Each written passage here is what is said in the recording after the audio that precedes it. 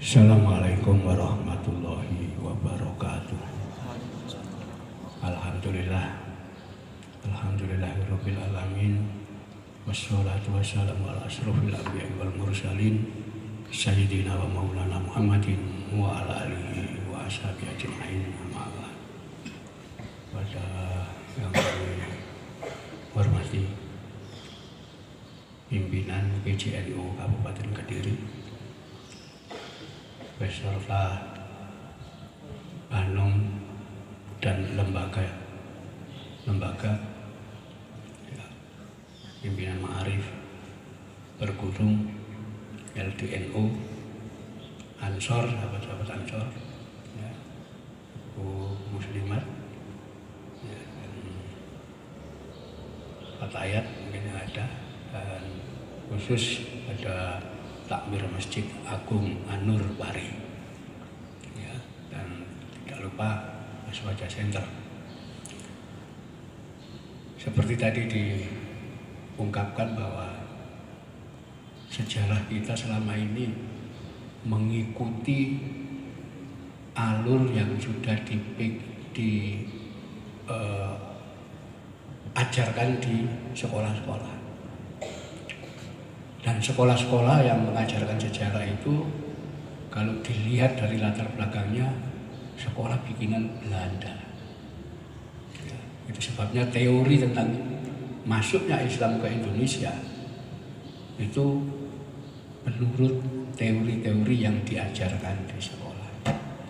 Ya, yang saya ingat awal sekali ketika belajar sejarah kita diberitahu Islam itu datang dari Gujarat, saudagar Islam dari Gujarat. Ya. Setelah itu ada yang mengatakan tidak, Islam itu datang dari Persia. Ya. Ada lagi teori mengatakan Islam datang dari Cina. Bahkan belakangan muncul Islam datang langsung dari Jazirah Arabia, teori-teori itu. Nah, kita sebagai pelajar di sekolah mengikuti aja teori-teori itu. Ya. Tapi ketika kita dengan cara kritis mempertanyakan benar tidak teori-teori itu. Ya. Pertama tentang Islam dari Gujarat. Gujarat itu mulai zaman kuno sampai sekarang itu pusat Hindu radikal, belum pernah jadi pusat Islam sampai sekarang. Terus dari mana Islam bisa berkembang dari wilayah Hindu radikal? Ya, di situ itu nggak bisa dijelaskan. Kemudian yang kedua, pengaruh dari Persia. Ya. Dari Persia memang ada. Ya. Kenapa? Persia itu sejak zaman kuno sudah punya jalur perdagangan ke Cina, ke Tiongkok, lewat lautan di Indonesia, lewat Selat Malaka dan seterusnya. Dan itu pengaruh Persia itu lebih banyak di wilayah Aceh, Sumatera sampai Semenanjung Malaya dan seterusnya. Ya, itu ada, tapi bukan satu-satunya dan yang pertama. Ya. Dari Cina ya, ada juga. Ya, memang Cina itu dalam sejarah Muslim Cina itulah pertama kali yang menghuni wilayah Sumatera dan Jawa. Ternyata ketika orang Jawa belum Islam, Cina sudah Islam lebih dulu. Tapi mana yang lebih dulu? Ya. Dari mana Islam masuk ke Nusantara? Ya. Nah, kalau kita membaca sejarah dengan data yang valid, ya, kita akan menemukan fakta bahwa teori-teori tentang masuknya Islam dari berbagai tempat itu kurang benar. Kenapa? Islam awal itu justru kita temukan pada masa Khalifah Umar bin Khattab. Ya. Jadi pada masa Rasulullah sampai digantikan oleh Khalifah Abu Bakar As-Siddiq. Tidak ada dokumentasi. Ya. Al-Quran aja belum ditulis. Ya. Hadis-hadis masih belum ditulis. Apalagi administrasi pemerintahan tidak ada.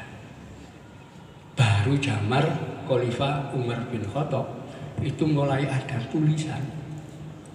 Ya. Siapa yang jadi gubernur di Kufah, siapa yang di Yaman, itu sudah ada catatannya. Ya. Kebijaksanaan Khalifah Umar bin Khattab itu apa? Sudah ada catatannya. Pejabat-pejabatnya siapa saja itu ada catatannya zaman Khalifah Umar bin Khattab. Sebelum itu tidak ada. Ya. Nah, dari sekian dokumentasi dari pemerintahan Khalifah Umar bin Khattab itu ternyata ditemukan satu dokumen tentang kedatangan utusan dari kerajaan Sarondib, ya, di mana kerajaan Sarondib ini terletak di tengah laut. Nah, sebutan Sarondib ya, dalam dokumen itu nanti belakangan itu menunjuk tempat di tengah laut yang dikenal dengan nama Swarnadipa. Ya. Dalam dokumen yang disampaikan kepada Khalifah Umar, itu utusan dari Sarondib menghadap Khalifah ke Madinah, kemudian menyatakan, kami adalah utusan Maharaja Sarondib, negara di tengah laut yang ibu kotanya terletak di antara dua sungai. Raja memiliki 1000 gajah perang, memiliki pasukan puluhan ribu, ya, dan rakyat hidup dalam kemakmuran. Raja mengutus kami untuk mempertanyakan tentang agama Islam. Apa itu agama Islam? Sampai di situ catatan yang ada. Artinya, loh, ini orang Indonesia yang pertama kali datang ke Madinah malahan. Ya. Tahun 636 Masehi. Ya. Kenapa? Orang Indonesia itu pelaut. Mulai zaman kuno pelaut. Ya. Ada itu teori yang mengatakan dari Jazirah Arab langsung ke Indonesia itu perlu dipertanyakan. Kenapa? Orang-orang Arab itu bangsa gurun, ya, hidup di tengah pasir. Roto-roto orang Jazirah Arab itu takut laut. Ya, mulai zaman kuno sampai sekarang tidak bisa menghilangkan takut terhadap laut. Ya, sampai zaman modern ini, namanya Saudi, ya, kerajaan besar, punya divisi tank, ya, divisi rudal, pesawat, ya, macam-macam. Gak punya angkatan laut. Yaman, Bahrain, Uni Emirat Arab, gak punya angkatan laut semua. Sampai negara Israel itu negara modern, gak punya angkatan laut. Kenapa? Takut laut. Ya. Dari mana orang yang takut laut zaman kuno nyeberangi Samudra India? Ya. Jadi dari situ aja sudah gak masuk akal. Tapi kalau orang Indonesia, ya, mulai abad sebelum Masehi, ya, sudah menjual kamper, ya, kapur barus itu dijual sampai ke Mesir. Ya, kenapa? Kapur baris itu adanya hanya di Indonesia, dan orang Indonesia itu pelaut, berani datang ke nyeberangi lautan di sana. Ya, jadi di situ. Jadi Jadi justru zaman Umar bin Khattab itu sudah ada utusan dari Suwarnadipa, yaitu Sriwijaya. Dan ibu kota yang terletak di antara dua sungai itu Palembang. Sampai sekarang posisinya seperti itu. Catatan kedua itu terjadi pada tahun 708 Masehi. Saat Khalifah Umar bin Abdul Aziz, itu dinasti Umayyah. Itu juga ternyata datang utusan dari kerajaan Sarondib lagi. Tapi kali itu tidak di Madinah. Kenapa? Ke Damaskus.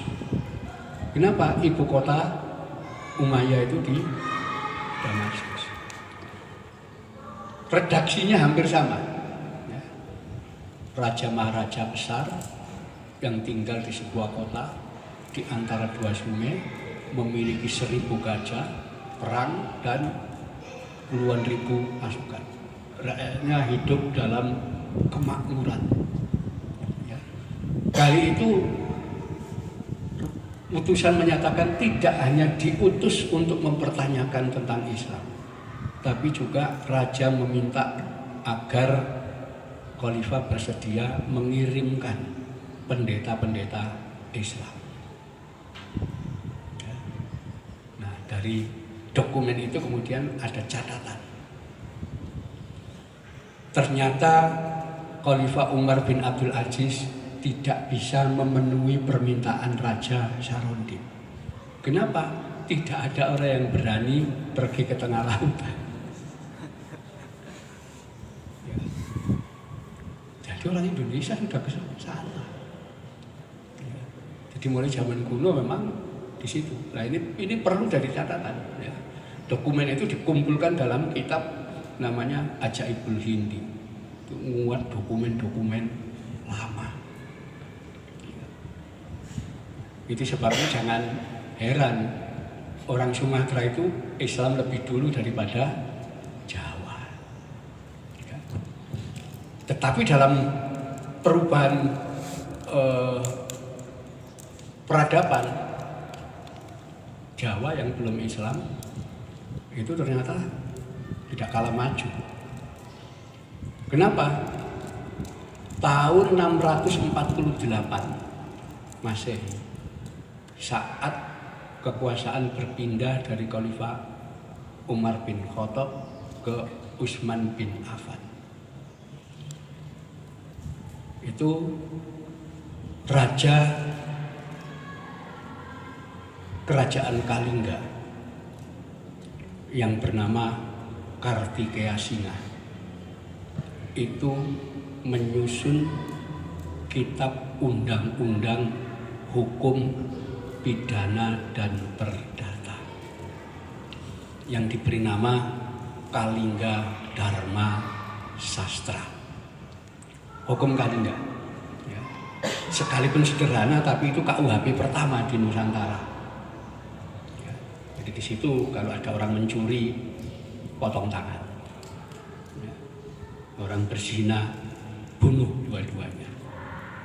Orang yang membunuh dihukum bunuh. Itu zaman Kalingga. Nanti tokoh raja namanya Kartikeya Singa ini menikah dengan putri Sima dari kerajaan Kalingga Utara, itu di Jeporo sana. Menikah dan kemudian pindah ke Kalingga Selatan di pedalaman. Di mana Kalingga Selatan di pedalaman? Nah, ini ada utusan dinasti Tang yang datang ke Jawa tahun 674 Masehi. Rupanya Raja Kartikeya Singa sudah meninggal. Yang menjadi raja istrinya, ya, yaitu Ratu Sima. Dicatat di situ. Di mana letaknya? Waktu itu utusan Kalingga, utusan dari dinasti Tang meletakkan tongkat. Ya. letaknya adalah 36 derajat di arah selatan, bayangan itu. Ya. Dan ketika dicari mana yang tepat menurut ukuran Cina, jatuhnya bayangan itu 36 derajat ke selatan. Ya. Itu ketemunya di wilayah Kepung, Kabupaten Kediri. Ternyata Kalingga itu di situ dulu pusatnya.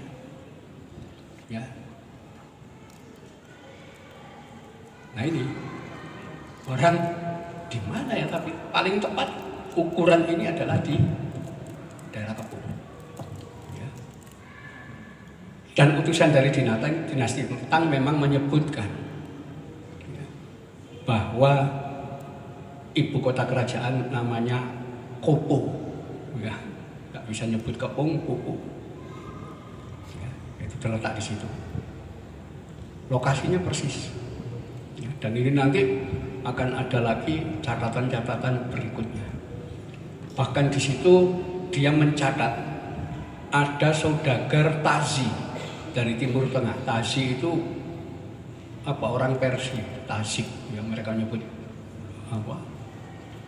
Tazi itu orang Persia. Itu datang ke Kalingga dan kemudian saudagar ini tidak percaya bahwa hukum ditegakkan di kerajaan Kalingga. Ya. Mereka tidak percaya, bagaimana mungkin ada sebuah negara penduduknya tidak ada yang menjadi maling, tidak ada jadi penipu, tidak ada jadi pembunuh. Semuanya patuh di bawah hukum. Itu udah percaya dia. Akhirnya dia meletakkan satu peti perhiasan emas dan permata. Diletakkan di jalan di depan pasar. Ternyata satu peti emas dan permata ini selama 2 tahun tidak ada yang ngambil.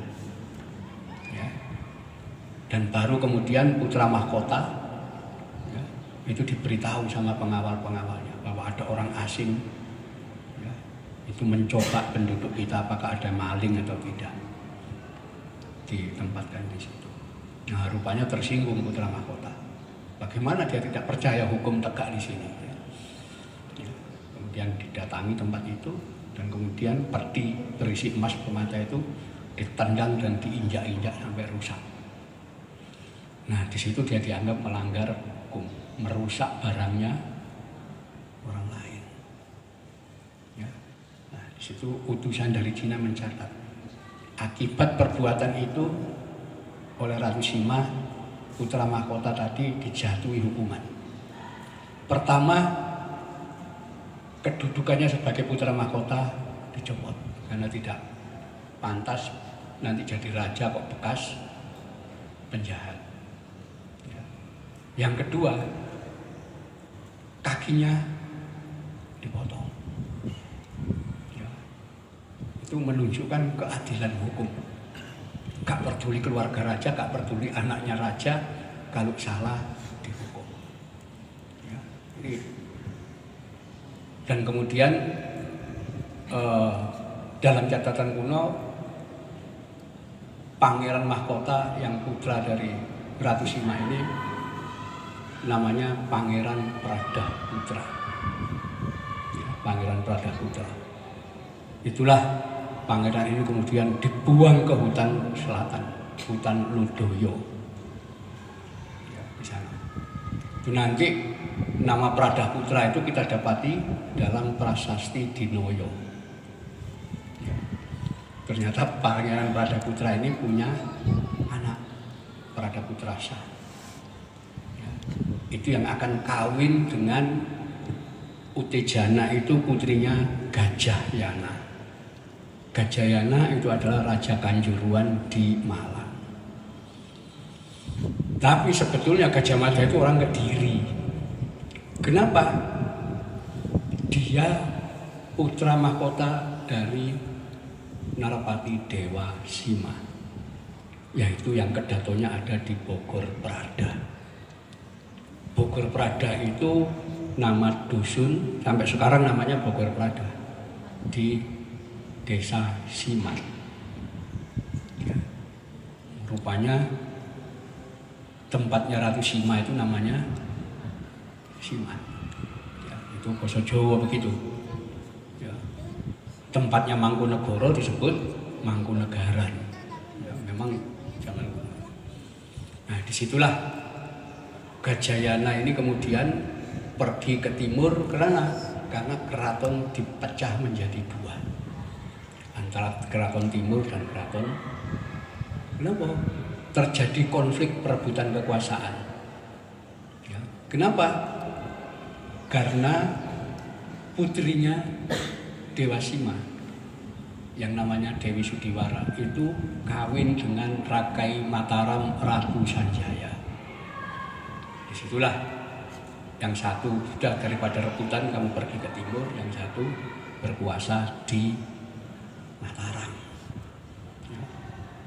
Kenapa disebut Mataram? Karena Sanjaya itu menantu, jadi yang memiliki warisan itu adalah istrinya. Ya, Kalingga di barat sana dinamakan Mataram, warisan dari ibu.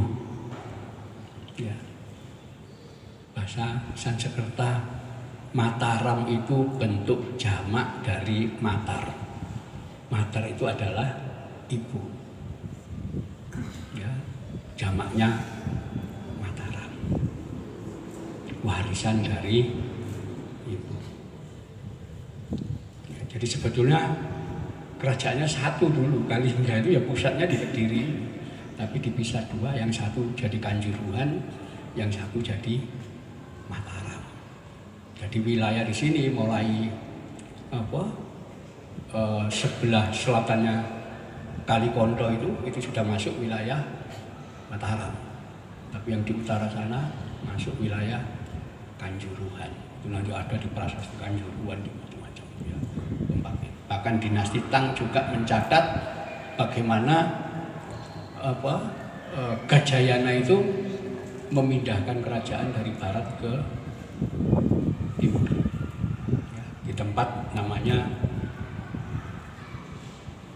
dalam bahasa Cina disebut Bolu Gasya.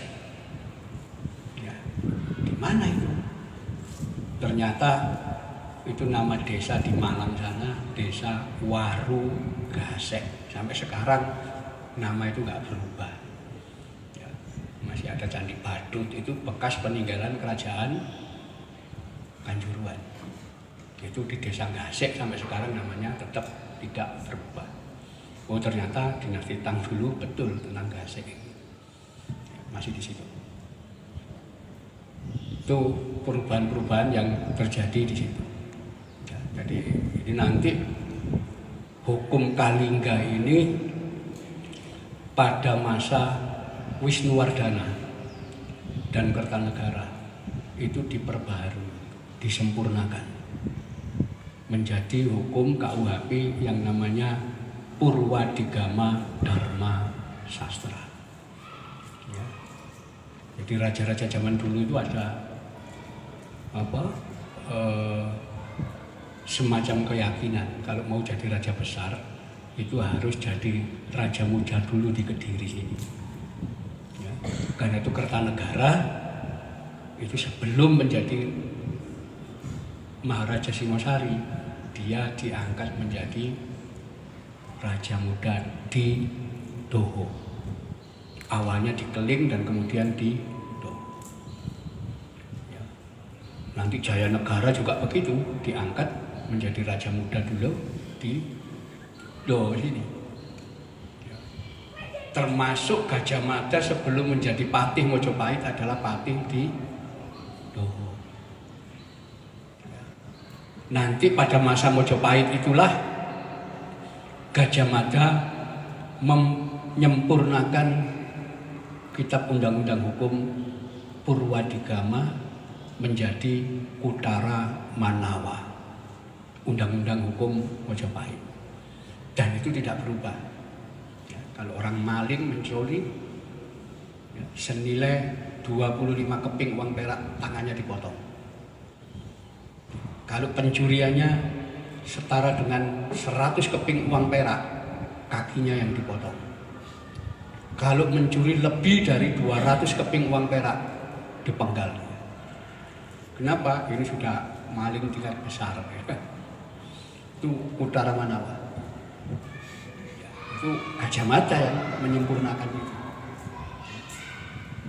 Dan itu disusun di Kediri ketika dia menjadi patih di Kediri. Nah itu termasuk nanti yang berkaitan dengan persinahan. Persinahan itu laki-laki maupun perempuan harus dihukum bunuh. Ya. Orang membunuh orang juga dibunuh. Jadi banyak aturan-aturan. Tetapi hukum sampai pada masa Utara Manawa itu keberpihakannya lebih banyak ke perempuan. Ya. Jadi yang banyak jadi korban itu laki-laki. Ya. Jadi misalnya orang laki-laki di tengah masyarakat umum, di jalan atau di tempat umum, dia menggoda perempuan dengan memegang bagian tubuh perempuan. Dan perempuan itu kalau sampai dia menangis dan merasa dipermalukan, maka laki-laki yang melakukan tindakan mempermalukan itu dipotong tangannya. Ya. Jadi apalagi yang melakukan pemerkosaan, itu tidak hanya dihukum mati, tapi apa? Harta miliknya, tanahnya dirampas oleh negara. Anak istri pemerkosa itu diambil dan dijadikan budak oleh negara. Jadi hukumnya ngeri, kita lihat, begitu. Nah, beda dengan sekarang, hukum yang dibikinkan Belanda, memperkosa 8 bulan, akhirnya dibaleni. Dulu betul-betul dihabisi tidak keluarga. Ya, jadi hukumnya keras ya begitu. Dan itu berlangsung sampai masa Majapahit. Ya, dan itu memang masa puncak kemajuan kita pada masa Majapahit itu. Nah, itulah catatan-catatan zaman kuno. Dan tentang kedatangan Islam pada masa Ratu Sima tahun 674 Masehi, itu tidak ditemukan data ada Islamisasi massal di Jawa. Ya. Sampai kira-kira 800 tahun Islam tidak berkembang di Jawa. Ada 1-2 Muslim di Jawa, tapi yang lain. Ya, jadi ini catatan lama. Kenapa? Karena orang-orang di Jawa ya, dan juga di bagian lain Nusantara itu menganut ajaran kuno. Kalau di Jawa disebut Kapitayan, ya. Kalau di Sunda ada Sunda Wiwitan, kalau di Kalimantan ada Kaharingan, macam-macam. Itu agama yang memuja kepada dewa kehampaan, dewa kosong, Sang Hyang Taya. Taya itu artinya kosong. Suwung. Bahasa Jawa ini suwung. Karena itu didefinisikan Sang Hyang Taya itu tan kena kinaya ngopo, tidak bisa diapa-apakan. Tidak bisa diangen-angen, tidak bisa dibayangkan, tidak bisa dibandingkan dengan sesuatu. Pokoknya kosong. Itu sebabnya kalau mereka memuja Sang Hyang Taya itu menghadap ke arah tutup, ke arah gua. Gua itu kosong. Ya. Nah, dengan pandangan itu Hindu yang masuk di sini itu yang diterima hanya Hindu Siwa. Ya. Karena apa? Aliran Siwa itu mengenal ada Niskala, Sakala, Sakala Niskala, Niskala. Niskala itu kosong, suwung. Ya, Sangkena Pinaya ngomong. Itu yang bisa diterima.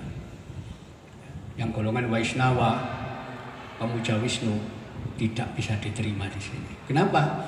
Karena pemuja Wisnu punya keyakinan Tuhan itu bisa turun ke dunia dalam bentuk manusia, namanya avatar. Orang sini tidak mau menerima. Ya, kenapa? Konsep awal nggak ada Tuhan bisa jadi manusia. Tuhan ya tetap nggak bisa. Dinalar, diangen-angen nggak bisa. Itu karena itu tertolak. Buddha pun yang masuk juga Buddha yang aliran Mahayana, yang mengenal Kamadhatu, Rupadhatu, Arupadhatu, di mana Tuhan pada saat tertentu tidak bisa digambarkan dengan sesuatu.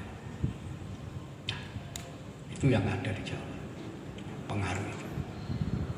Itu sebabnya orang Islam kenapa nggak bisa berkembang? Orang Jawa zaman dulu ya, nganggep orang Islam itu pemuja berhala. Kenapa?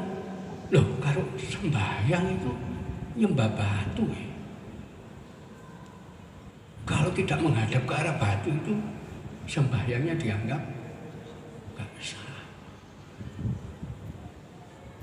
Jadi mereka gitu. Apa bedanya dengan orang India yang memuja patung? Batu juga itu. Disitulah Islam ya, sampai zaman Wali Songo itu baru bisa dikenal. Karena apa? Karena orang sini tidak mau ya, nganggep semua orang Islam itu pemuja berhala. Ya sembahyang ngadep batu. Gitu. Ini yang enggak dibahas oleh sejarawan. Jadi orang kita zaman kuno wis bertauhid. Ya. Nanti kita juga akan menemukan itu catatan ya, bagaimana dikisahkan di dalam Serat Wali Songo, Sunan Giri dan Sunan Bonang berangkat naik haji sampai di Pasai ketemu dengan Syekh Maulana Ishaq. Syekh Maulana Ishaq itu kakeknya Sunan Giri. Ketika ditanya, beliau berdua mengatakan akan naik haji. Ya. Oleh Syekh Maulana Ishaq ditanya, apa kamu sudah tahu? Apa yang kamu datangi di sana? Baitullah. Ya. Omai Allah. Ya. Menurut Syekh Maulana Ishaq, kalau kamu meyakini bahwa Allah itu ada di dalam batu itu, musyrik. Ya. Kebanyakan orang Islam nganggep Allah itu di situ, karena itu berdoa di Ka'bah itu pasti dikabulkan.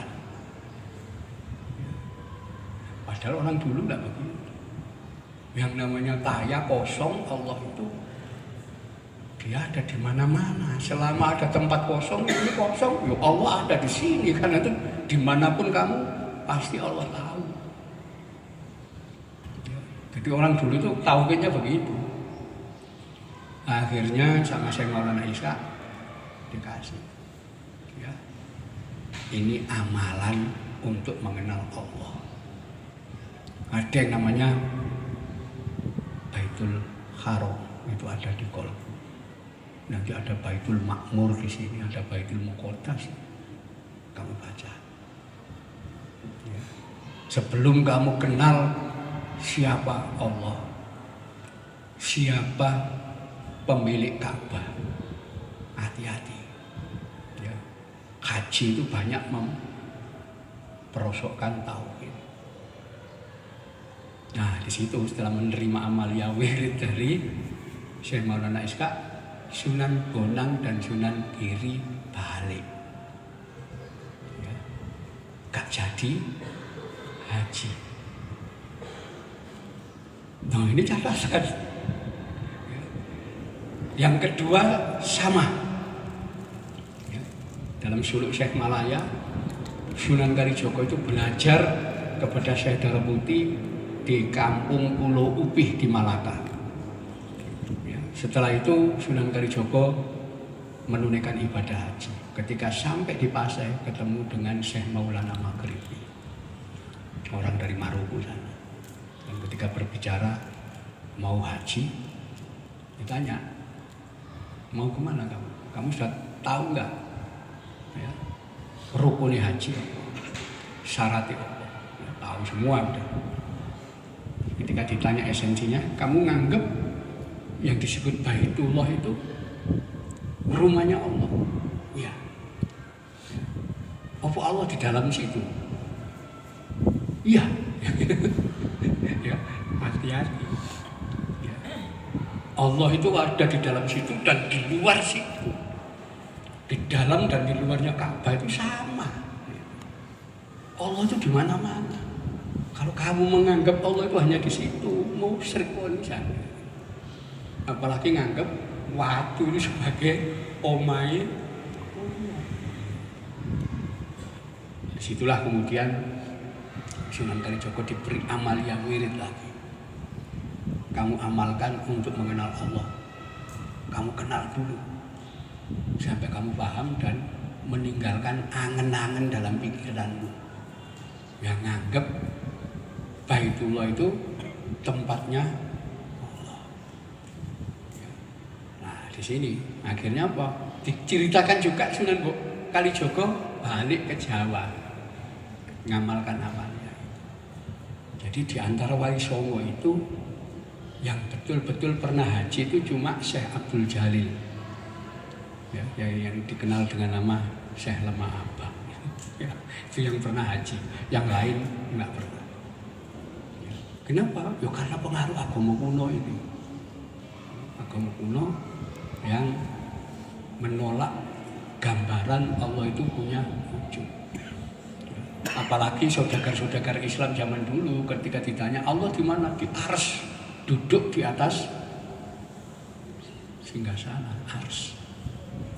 Ya. Singgasananya Al-Kursi. Orang-orang penganut kapitayan begitu mendengar ada Tuhan duduk di atas kursi, loh, apa bedanya dengan dewa-dewa ini wong Hindu itu? Kayak menungso. Ya. Itulah hampir 800 tahun Islam gak bisa diterima. Ya. Itu baru zaman Wali Songo nanti Islam itu bisa diterima. Kenapa? Wali Songo lah yang bisa menjelaskan tentang tauhid. Ya, di situ. Itu sebabnya kelompok-kelompok yang datang di sini dengan paham Qasamiyah bahwa Allah itu punya tangan, Allah punya kaki, bisa jalan-jalan. Kalau malam turun ke dunia kayak manusia, nggak bakal ada penganutnya di sini. Ya, jadi ini proses itu. Jadi tidak gampang memasukkan Islam ke Nusantara. Kenapa? Ada benturan dulu dari agama kuno yang ada di sini. Ya. Di orang di sini di situ. Jadi hukum lebih dulu kita punya. Ya. Zaman Khalifah Utsman bin Affan itu Al-Quran baru ditulis. Kita sudah punya kitab undang-undang hukum. Ya, jadi itu faktanya. Dan sampai zaman Majapahit hukum itu berlaku. Ya mulai zaman Kalingga sampai Majapahit. Yang agak aneh juga, ya, ketika Demak muncul, ya, lahir undang-undang Islam, ya, zaman Demak, dan disebut Angger Suryo Ngalam. Ya, karena Raden Patah itu sebutannya Suryo Ngalam. Nah, penyusunan KUHP zaman Demak itu tidak luput dari saran dan petunjuk para wali. Nah, yang aneh, ya, di dalam hukum Demak Angger Suryo Ngalam tidak ada lagi hukum potong tangan, itu nggak ada lagi. Ya, maling ya di penjara. Loh kok bisa? Padahal kita asumsinya nek Islam kudu potong tangan. Ternyata zaman Demak enggak. Yang potong tangan justru zaman Majapahit. Ya, ini aneh gitu. Beberapa teman bingung. Ya, kok bisa? Ya, Sultan Demak ya, di bawah pengaruh Wali Songo melahirkan hukum seperti ini. Ya. Kalau kita saat itu bicara soal hukum, membandingkan hukum Majapahit dengan hukum Demak, kita akan melihat aneh ini Demak ini. Justru kerajaan Islam menghilangkan hukum potong tangan. Tapi kalau kita melihat sekarang, ya, kita akan mendapatkan fakta. Ya. Hukum yang berdasarkan hukum Islam, mencuri potong tangan, berzinah dirajam, ada nggak diterapkan di Timur Tengah? Negara Timur Tengah yang mayoritas Islam itu, ada nggak yang menerapkan itu? Ya. Kira-kira sudah 2 tahun yang lalu hukum potong tangan untuk pencuri di Saudi sudah dihapus. Ya. Tidak ada lagi. Di Mesir, di Libya, di ya, Irak, nggak ada lagi itu. Faktanya kayak begitu. Sementara kita masih belajar Islam, hukum potong tangan, penzina dirajam dan seterusnya. Loh, faktanya Timur Tengah nggak ada yang mempraktekkan itu. Ya. Dan Demak lebih dulu, berapa ratus tahun yang lalu sudah lebih dulu membentuk model hukum yang seperti itu. Ya, jadi saya kira itu ya sebagai pengantar di sini supaya kita tahu ya, bahwa Islam tidak gampang berkembang di Nusantara. Ya. Kenapa? Satu, ada hambatan dari agama lokal yang pengaruhnya luar biasa. Ya. Yang kedua juga Islam itu dihambat oleh ada agama yang sifatnya rahasia, agama Tantra Bhairawa, ya, Tantrayana, yaitu agama pemujaan terhadap Dewi Bumi, Dewi Pertiwi, Dewi Kali dan seterusnya. Dan itu salah satu pusatnya di Jawa, ada di Kediri sini, ya, golongan Tantra Bhairawa, yaitu agama yang ibadah ritualnya menggunakan korban manusia. Salah satu tokoh yang terkenal di Kediri adalah raja perempuan namanya Sri Mahadewi. Ada prasastinya itu. Ya, kerajaan di wilayah Gura sana. Prasasti Sri Mahadewi ada sejaman dengan Airlangga. Ya. Sri Mahadewi inilah yang nanti akan dikalahkan oleh Airlangga lewat Empu Barada. Dan kemudian Sri Mahadewi ini melarikan diri ke Bali. Ya. Raja perempuan yang bernama Sri Mahadewi inilah yang kemudian dijadikan dongeng legenda sebagai calon narang wong Kediri. Itu yang banyak membunuh orang Islam itu aliran ini. Ya. Nanti di dalam kitab Musoror yang ditulis zaman Ngiri itu disebutkan ya, bahwa suatu saat Sultan Al-Gabah dari negeri Rum itu ngirim 20.000 keluarga ke Jawa, tapi seluruhnya mati dibunuh. Ya. Kemudian Sultan Al-Gabah mengirim lagi 4.000 keluarga ke Jawa.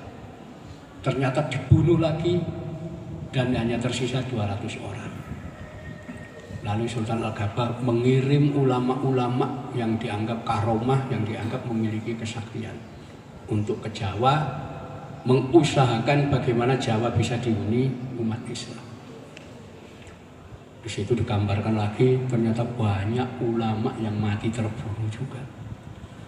hanya satu yang berhasil mengupayakan tanah Jawa bisa dihuni umat Islam.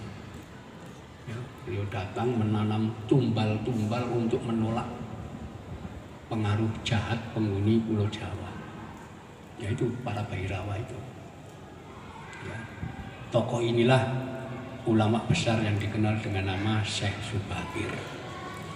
Ya, yang bekas-bekas petilasannya masih banyak. Setelah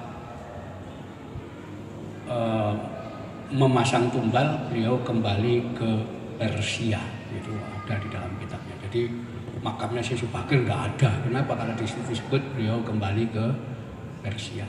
Yang ada adalah bekas-bekas petilasan.